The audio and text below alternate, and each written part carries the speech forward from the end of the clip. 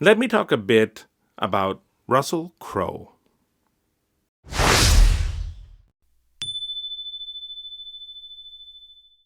There are so many franchises and failed attempts at franchises. I'm sure that when older actors look at Samuel L. Jackson, they see potential dollar signs. Films, TV, voice work. Mr. Jackson has been at it as Nick Fury for a long time now, and shows no signs of stopping as long as the MCU carries on needing him. We saw Lawrence Fishburne take some stabs at franchise work. He was Perry White in the DCEU, and we all know how that panned out. He was also in Ant-Man and the Wasp, but hasn't been seen ever since. Someone who made out a little better was Michael Douglas as Henry Pym. He was in 3 Ant-Man films and had appearances in Endgame, plus some voice work on Disney+. Michelle Pfeiffer, too. Good for them. Russell Crowe, though, he was in the DCEU 2 as Jor-el in Man of Steel, or at least Jor-el's hologram or AI. Was he deleted in Man of Steel?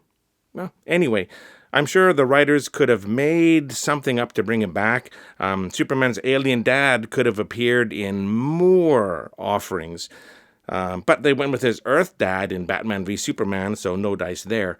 Facing off against a Kryptonian threat like Doomsday might have been a good chance for Jor-el to give some insight. Oops. If the DCEU had worked out properly, Crowe could have been brought back any number of times. Crowe was also in Thor: Love and Thunder as Zeus, and it teased Hercules at the end. Will there ever be a follow-up?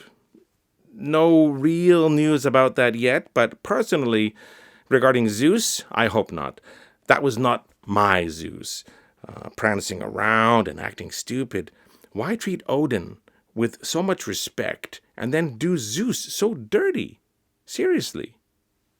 It boggles my mind, but that's what happens when Taika Waititi drives the bus.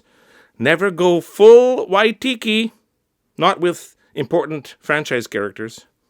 My feeling is that Crowe is 0 for 2 so far at getting long-term franchise money.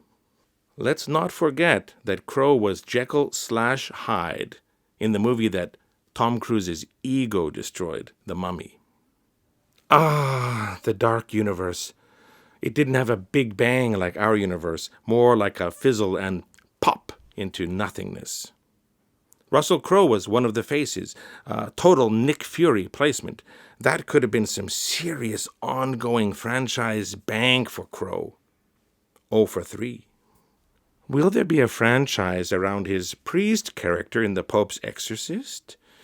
A sequel has been greenlit, but after getting the green light, nothing has happened so far, and none of the actors have signed on to come back. Can we say 0 for 4? It remains to be seen. Now we have Kraven the Hunter. Part of the SSU, Sony Spider-Man universe. All villains turned heroes and no Spider-Man to be seen. Delayed and delayed and delayed and finally released very recently as the last entry in the SSU. Planned future films, crossovers, all dust. That makes Russell Crowe 0 for 5. Now, I'm not certain by any means that Crowe is hunting for a nice franchise to retire into, but that is a lot of work with franchise potential, you have to admit. Those are my thoughts anyway. If you have any thoughts about the long list of failed franchises or any other older established actors or actresses who took their shots at getting some Nick Fury money, let me know in the comments. Also, can you think of any other roles that Mr. Crowe might be good at moving forward? Maybe in the new DCU or in whatever becomes of the MCU after these course corrections taking place over the next few years finish? Let me know. Please leave a comment. Anyway, thanks for watching. See you next time.